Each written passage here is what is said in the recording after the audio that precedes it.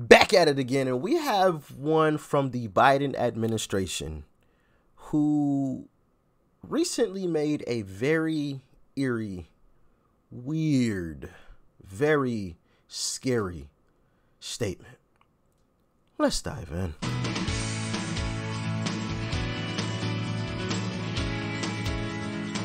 This is Outnumbered. Hello, everyone. I'm Emily Campagno, here with my co-host, Kaylee McEnany, and also joining us today, Dr. Nicole Saphier, Kat Timpf, and Joe Concha.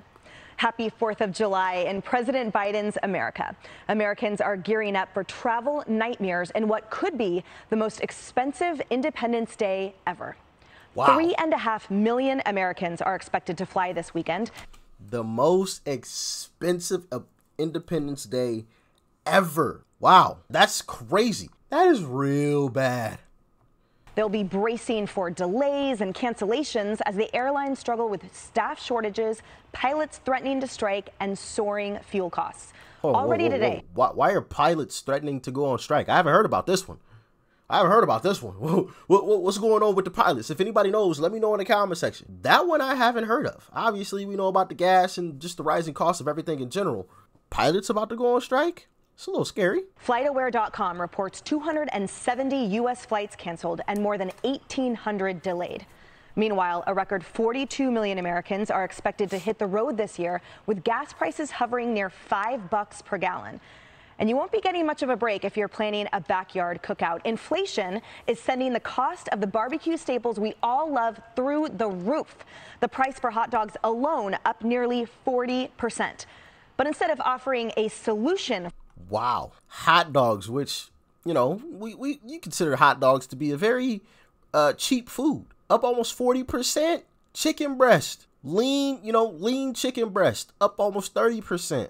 Burgers, ground beef. You know, I love me some burgers, you know what I mean? I'm not going to lie about that. That hasn't gone up as much. We're at 17%. Ice cream. I'm lactose intolerant, so unless I take those lactose enzyme pills, I'm not eating any ice cream anyway. But that's up 14%, which isn't crazy. But my goodness, hot dogs are up almost 40%. I'm really curious as to why burgers haven't gone up as much, but hot dogs have gone up 40%.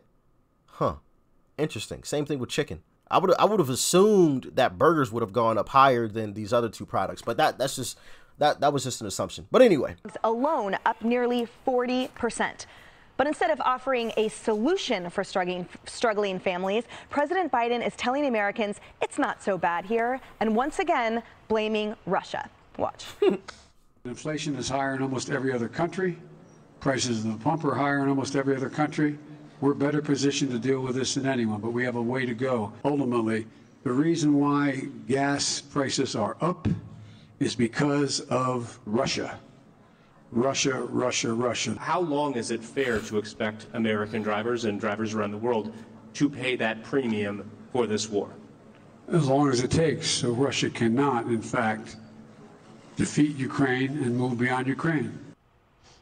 Pretty sure, Joe Concha, he's the only... My goodness. Russia. Well, why don't we produce our own energy here, produce more of our own energy here? You know what I mean? We keep blaming these other foreign countries, and yet we're getting a lot of our energy from these other foreign countries. Like, it just doesn't make any sense. Why are we becoming more dependent upon everyone else instead of being dependent upon ourselves? So when stuff does happen outside of these borders, it doesn't affect us as much. Obviously, you know, it's always going to affect us to a certain extent when something on the global stage happens, like a war. Of course, we all know that it's going to affect us to a certain extent. But if we're independent, more independent, it will affect us a whole lot less than us being dependent upon other people. We can be a lot more energy independent than what we are currently. I mean, we could be way more energy independent than what we are currently. And this whole Russia thing wouldn't even matter as much. Would we see price increases? Yeah, of course. But not to the extent where it is now. Only one that believes it is because of Russia. how do I put this gently? He's lying through his teeth, the President of the United States is. When he says it's about Russia, Russia was February, right? Inflation has been going up a year before that. Gas prices, same thing. Think about where we were just 1 year ago going into the 4th of July weekend. Yep. We've lost our energy independence. Exactly what I just said. Once again, we would see price hikes a little bit because of the situation going on overseas, of course. But to the extent that it is now, no. $3 a gallon gas, $3.12, I believe it was, right? Meanwhile, we were told by the White House, by press secretary, you had the same job, I believe, Kelly, that if I save here, how much is that? 16 cents, right? I'm going to save that in the barbecue. I have a feeling that's not going to go very well. The 1 year anniversary of that tweet. Yes, it is, right? Legendary. So the messaging is just profoundly dishonest at this point. And I know people that used to go away for July 4th, got on a plane, went somewhere. No one's doing that this year. It's either a staycation or go to the Jersey Shore where I'm going, where everything is all right. I'm doing where everything is awesome. And doctor, the ones that are traveling, as we were talking about, have experienced such massive delays and cancellations. Over 750,000 passengers have had their flights impacted in the month of June on American Airlines alone, with 75,000 just in the past 2 days. That's more than the New Orleans Superdome, and no one is cheering for this. Well, certainly historic flight cancellations and delays. And on one hand, you know, this is a supply-demand issue, right? On one hand, the demand for air travel is up, which is a good thing considering what we've been going through the last 2 years. However, what did we see during COVID? You had about 70% decrease in air travel. So the airlines, they laid off their employees, they shed pilots, they retired aircrafts, they even sold aircrafts, but they were given tens of billions of dollars during COVID. That money should have been spent to prepare for when the demand came. Take this moment to call on the TSA right now. Can we just say, listen, we're dealing with a crisis when it comes to air travel. The TSA is a colossal failure. And since it's been instituted, every time that they have tested to see how well they can find explosives and terrorism threats, they fail anywhere from 80 to 100% of the time. Could you imagine if you failed at your job 80 to 100% of the time? I certainly would be fired, or I'd be... Wow. Is that a true statistic? Because if it is, that's scary. That's real scary. Could you imagine if pilots failed at flying the plane 80% of the time? Literally nobody would fly. I mean, there'd be a very small number of people that would get on planes. My goodness. Pilots, drivers failed at driving 80% of the time.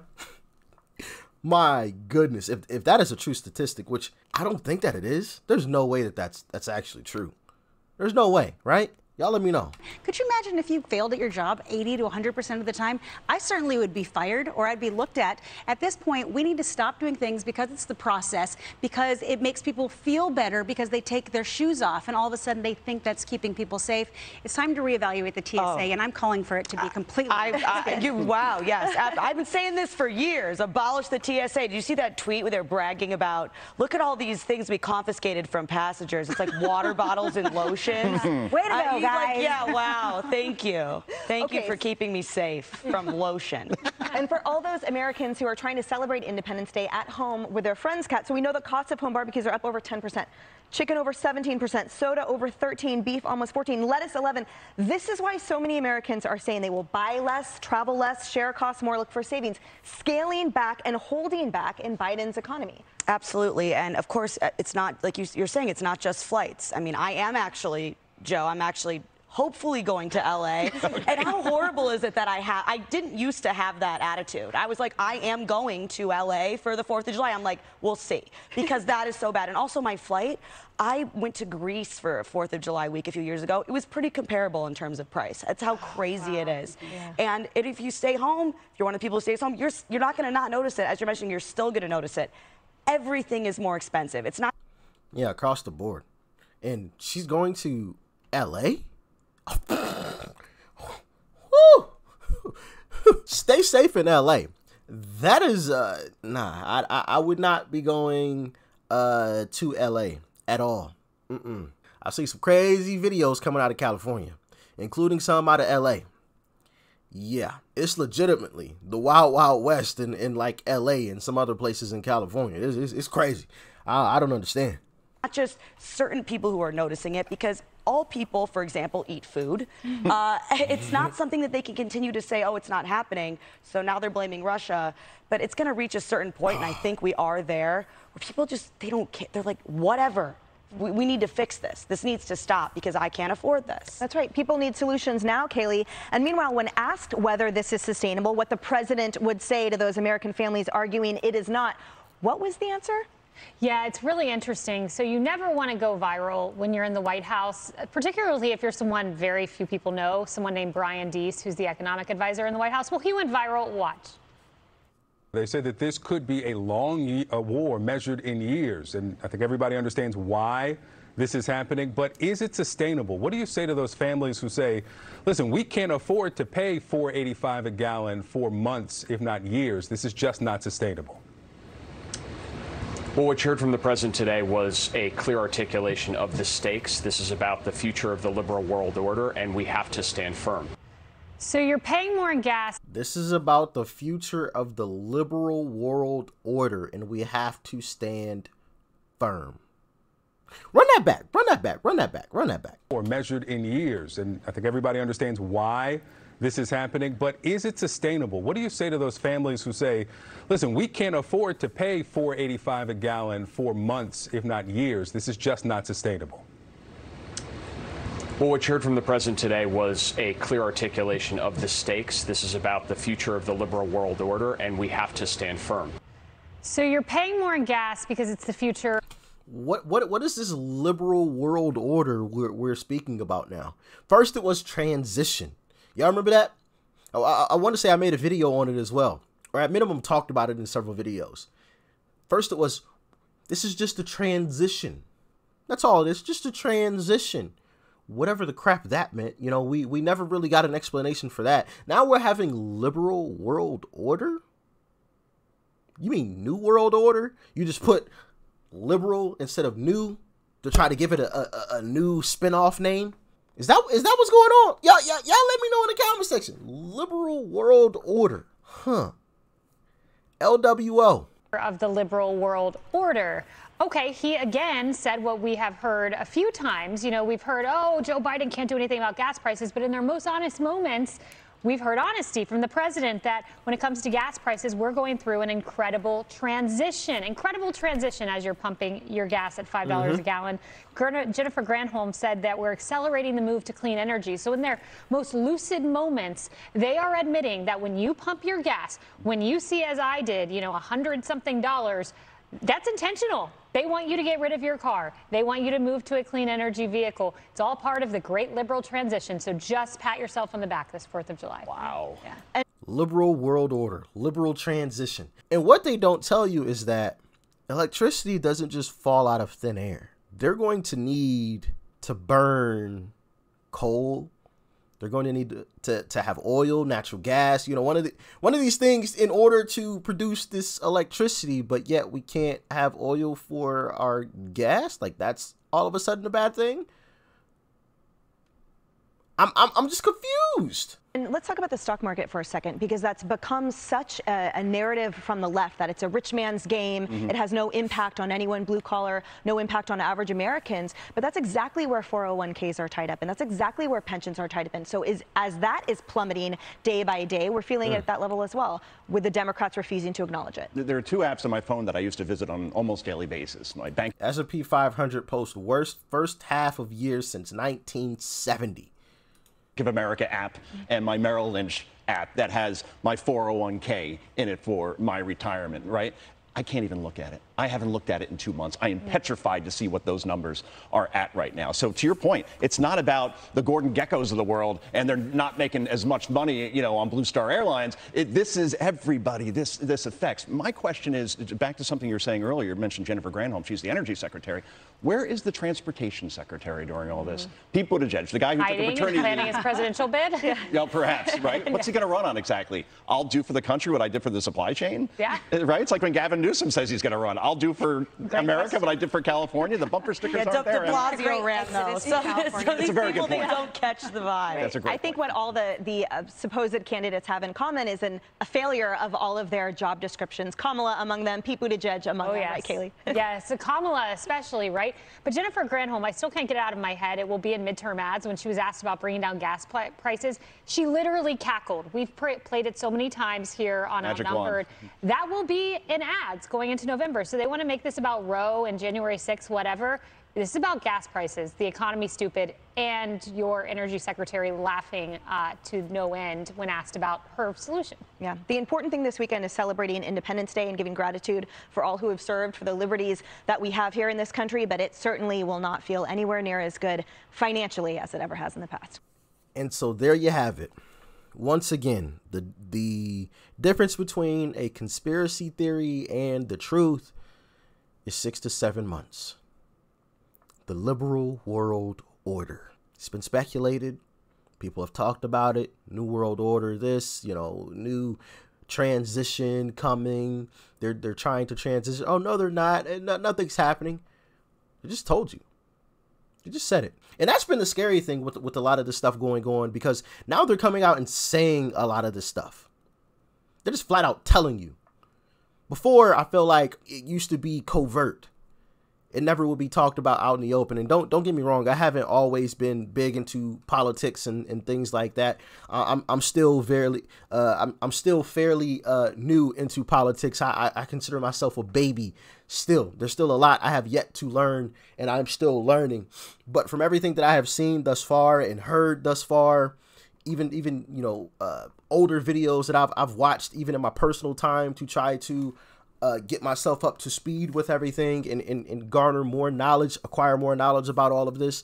It used to be a bit more covert. They wouldn't actually tell you what has actually happened. They'll smile in your face and say something peachy and rosy, and then they'll go do something different behind the scenes. But now they're just coming out and saying it. New world order, transition. We checked out a video with the gentleman. I forgot where he was from. I want to say California, but we'll get rid of your Supreme Court. We'll get rid of these checks and balances. We don't care about your Constitution. We'll rip that up. We'll do what we have to do. They're just coming out and telling you. That's one of the scariest things for me. They're just saying it. They don't even care to hide it anymore. Oh yeah, we'll just tell you exactly what it is that we're doing. WEF, the World Economic Forum, just coming out, dropping a video, telling you, yeah, you won't own a single thing. We'll own everything. The elitist of the world will own everything. And everybody else on this planet will be basically slaves to us, and we'll decide whether or not you should be able to get, food or water or clothes or whatever else. We'll decide that. It's wild. We are living in some wild times, and the fact that this administration hasn't taken a U-turn, they've had plenty of opportunities, more than enough opportunities to turn this ship around, to right the wrongs and fix this whole thing before it's too late. And yet they refuse, which is also another scary thing, because it makes me wonder, what do they have planned? Because the prediction is a red tsunami. It's not even a wave anymore. It's a tsunami. So what do they have planned? Do they just plan on just losing their jobs? Is that the plan?